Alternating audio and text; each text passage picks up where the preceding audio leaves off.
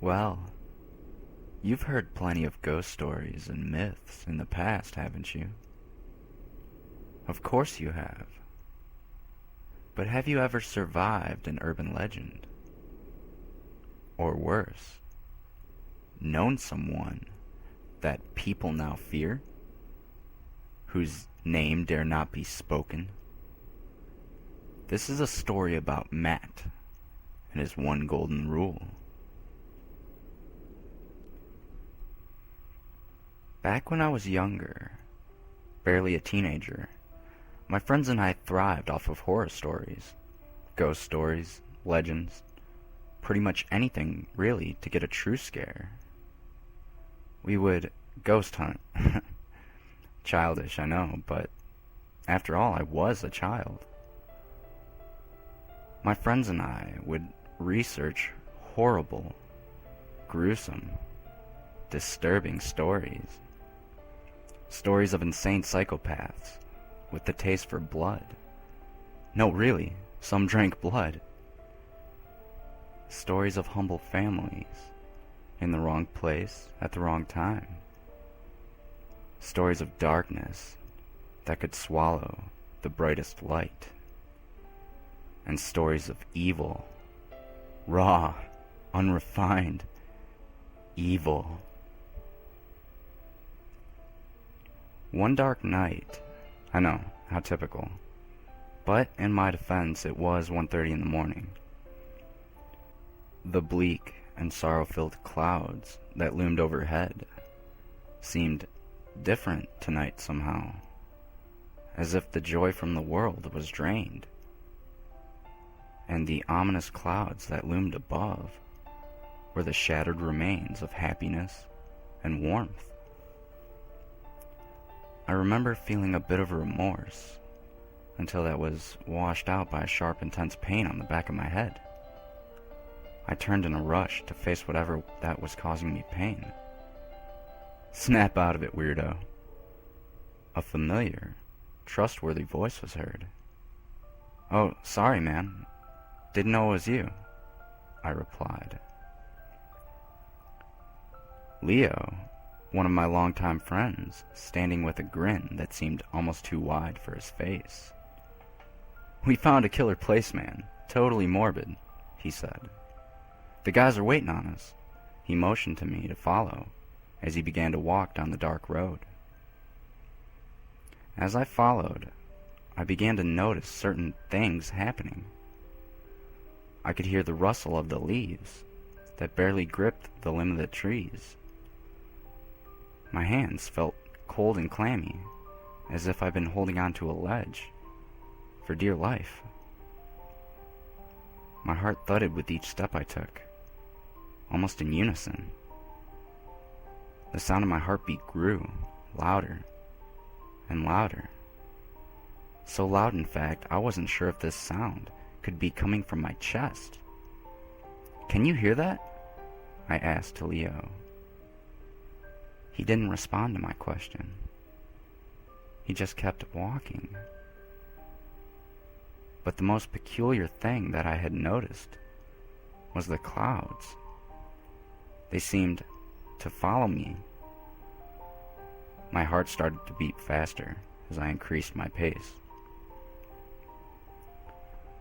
When my gaze fell from the sky and down to my surroundings, I stopped, and to my horror, I couldn't hear Leo's footsteps. Slightly shaken, I spoke out. Leo, which way did you go?" I shut my mouth tightly in order to hear a response. I closed my eyes. I figured the loss of one sense could increase the others, right? I couldn't hear anything. Not even the wind. A strange yet welcomed calmness fell around me. Nothing I had ever felt before. I don't remember how it made me feel exactly, but I grinned for some reason, almost as if I had finally had what others described as peace and quiet. My rational thinking quickly overcame the sudden stillness. I opened my eyes and peered around once more. Through the darkness of the night, I could make out the streets, lined with some abandoned houses and random debris. Though the yards were not a strange sight to me. I've seen wreckage my whole life. Nothing new here. That was until I saw them. The clouds. As if they never left my side. As if they were to comfort me. As if they were protecting me from something. I then felt a stinging pain on the back of my head. Turning around almost as a reflex, I saw Leo. He looked at me with a smile and told me to snap out of it, weirdo. Leo, where did you go? I asked in a concern of why he left me alone. He paused and gave me a bewildered expression with a slight shrug. We found a killer place, man. Totally morbid. Before he could finish, I took a step back. The guys are waiting on us, I said under my own breath. Come on, the guys are waiting on us, Leo said before motioning me to follow him. I took a small step after him, then I realized where I was. I was back in the same spot as before. Nothing has changed. Not even the clouds. I moved quickly and kept alongside him to make sure he wouldn't trick me again. I began to wonder, deja vu? Possibly. Whatever, I thought to myself. I walked with him, and we came to what appeared to be a factory of sorts. Smokestacks rose off the building, as if to pierce the night sky. But to my fear, when I saw the top of the smokestacks, those clouds, those damn clouds. I smirked and slightly chuckled at the spiteful thought I had. Why am I pissed at clouds? We made our way into the fenced-off area, where Adam stood, leaning against the entrance.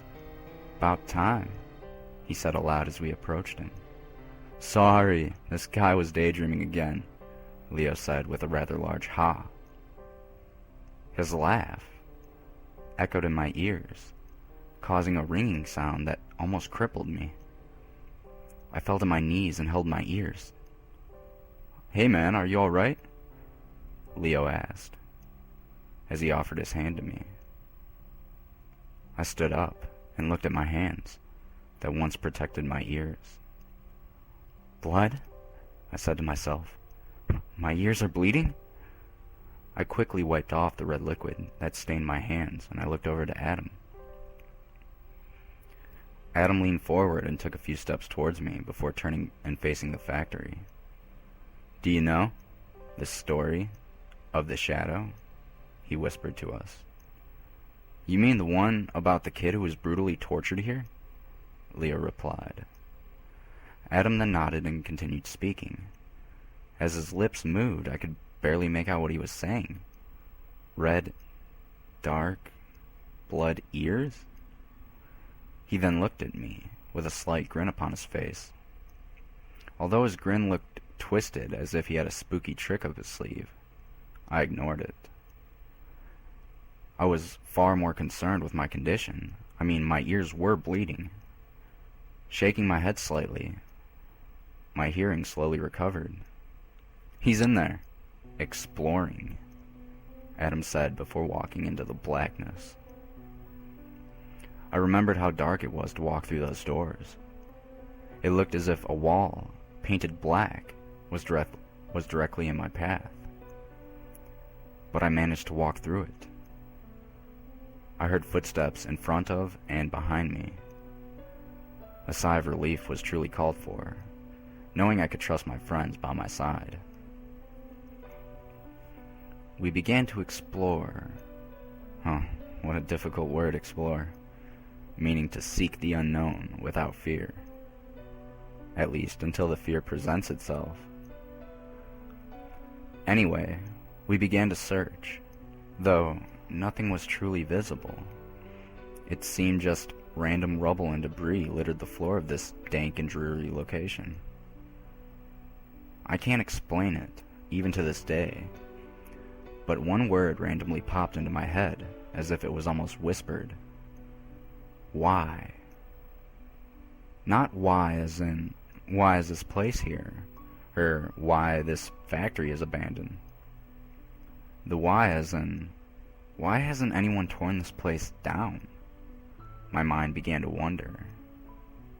There has to be a reason why no one comes here. Why it still stands as a factory, rather than one of those fancy modern shopping malls. The questions raced as if they were injected into my brain. The thoughts were overwhelming, enough so that I eventually collapsed to my knees, and my breath grew short. Thankfully, a noise struck me back to consciousness. It sounded like a gasp, but not a normal shock and awe type of gasp. This one felt dark, as if it was the last gasp of a dying animal. I looked up, and I see Leo still searching around with his flashlight. I was assured I couldn't have been the only one to hear that noise. "Hey, Leo," I said in a hushed tone. "Did you hear that sound?" I said, without turning around to face me while he searched. "What sound?" he responded. Never mind," I said before turning back towards the noise. Taking a short step, my foot snagged on something heavy. As I knelt down, the image came into focus. Fabric? It was far too dark to make out any of the features of this heavy object that was placed on the floor. My curious nature began to take over my body. I began tapping on the object I snagged my foot on. A light pat to help me to see what was clearly in front of me. As my hands further explored this shrouded thing, it felt warm as I rested my hand on the center mass of the object. My hands began to feel clammy once more. I was simply freaking myself out as I rose to my feet and walked back to Leo. Turning, he looked at me in a concerned and confused manner, almost as if he had just seen a ghost. "Get back," he said in a very angered tone, a tone of a desperate man, ready and willing to fight for his life. "Leo, it's me," I said in an attempt to plead with him. I shook my head as my hand rested upon my cheek. None of this makes any sense. Leo dropped his flashlight and took off into the darkness. He looked to be fleeing. His footsteps grew fainter and fainter, until all the sound was drowned out by the scream. Then nothing. No movement. No sound. Just an obscure stillness. Terrified, I hesitantly picked up the flashlight and looked down at my hand. It looked like blood or something was all over me. After my hand left my attention, the only thing that was left in my view, vomit left my mouth as I stumbled back a few steps, but keeping the light fixed on the object I was previously tapping. "Adam?" left my lips, almost as a hopeless whisper. His lower jaw had been removed by something. Almost like something just grabbed and ripped his lower jaw clear off with their bare hands. Dizzy and now nauseous, I held my stomach and I tried to find an exit in this factory. It was difficult, but I could make out a door frame in the distance. Just before I left the door, I heard a repeating whisper over and over. "I'll keep quiet, I promise." Almost as if a person was chanting. I should have left. I knew in my very gut, things here are bad. But if one person is still here, I have to try and help them. Venturing back into the darkness, with the flashlight in hand, I saw a small figure moving back and forth, almost swaying. I focused my light on it. "Leo?" I said to the dark, swaying figure. A slightly muffled laugh was heard. "Leo is dead. All dead. He wasn't quiet." Taking a step towards the shadow, ignoring what he said, I replied, "Come on, we have to get out of here." He shook his head and replied, "No, I have to stay here. Stay quiet. I'll keep quiet. I promise," he said in a confident, yet nervous tone. "Who told you to keep quiet?" I asked, trying to reason with the guy. He stopped swaying, back and forth, and rose to his feet, and didn't answer. "I'm just saying I could hear you from across the room," I said in a shaky voice. "Please, let me help you," trying to reason with the guy to come with. But he just stood there, motionless, soundless.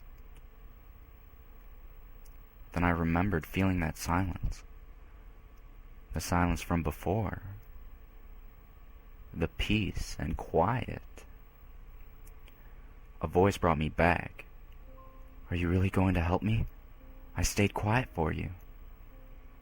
Once the voice broke the silence, I looked around for the boy who was right in front of me. But I couldn't see him, nor a shadow of him for that matter. I turned around and felt a tug on my right foot.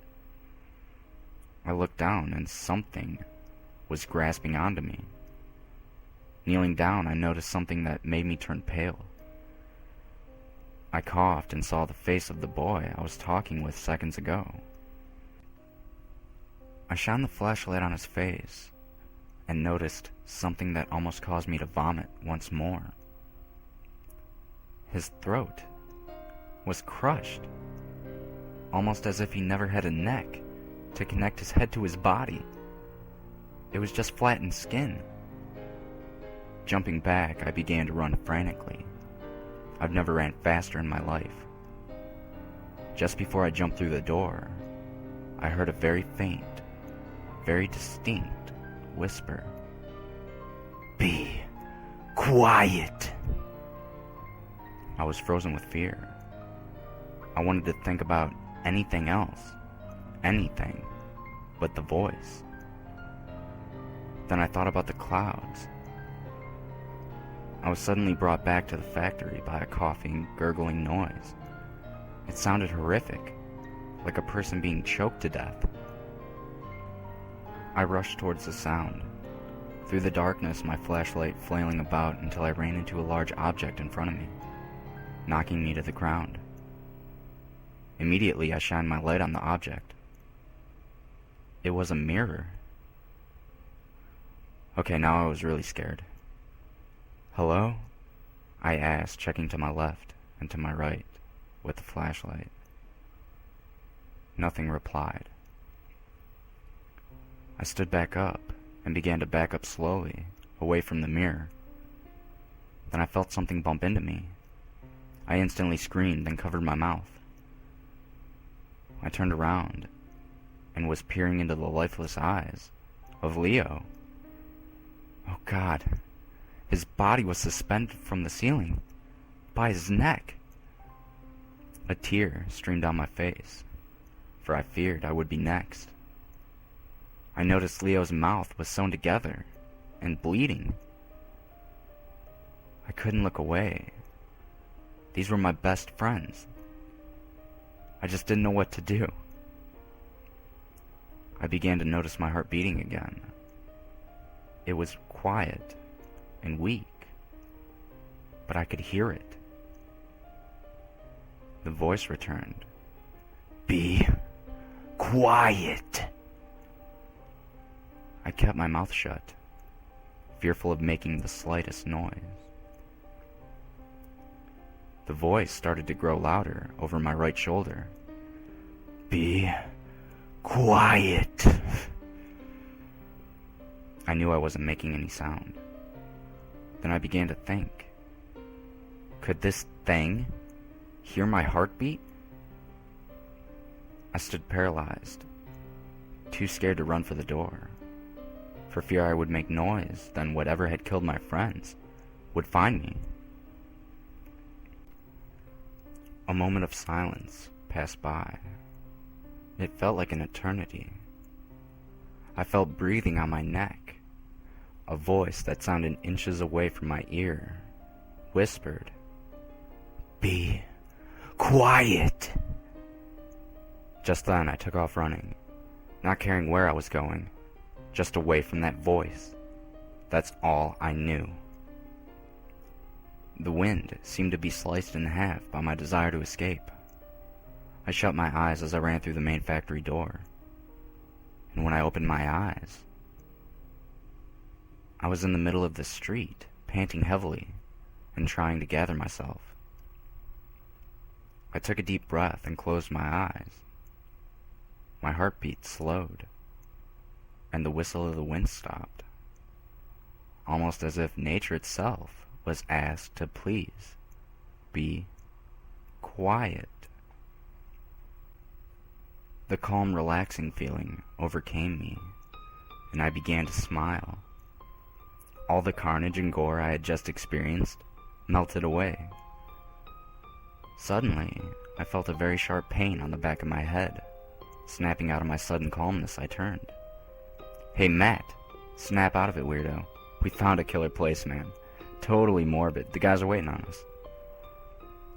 With a sharp grin, "Let's not keep them waiting," I replied to Leo as we walked towards the factory.